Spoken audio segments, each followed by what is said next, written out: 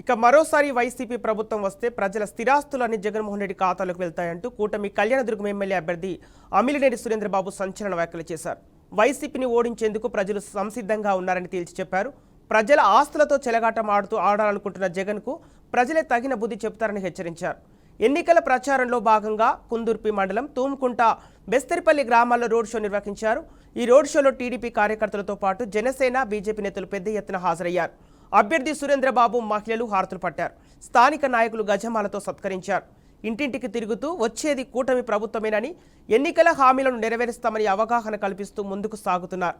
TDP ప్రభుత్వం వచ్చాక చంద్రబాబు నాయుడుతో మాట్లాడి నియోజకవర్గానికి జీవనాడైన బీటీపీ ప్రాజెక్టును 2.5 ఏళ్లలో పూర్తి చేస్తామన్నారు.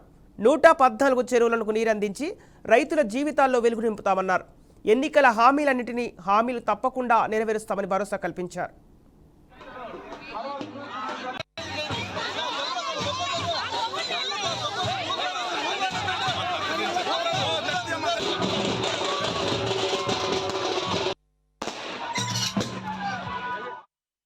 జగన్ రెడ్డిని ఓడించడానికి ఇంటికి పంపించడానికి సిద్ధంగా ఉన్నారు.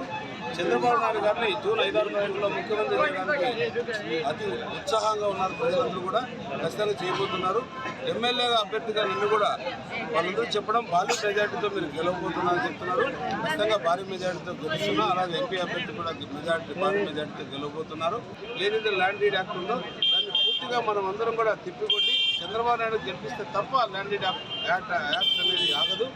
ఇది మనం క్లియర్గా ఉంది. దాంట్లో వాళ్ళు కూడా దాంట్లో ఏదైతే అనంతపురం జిల్లాలో 14 సీట్లు తెలుగుదేశం పార్టీ గెలవబోతుంది.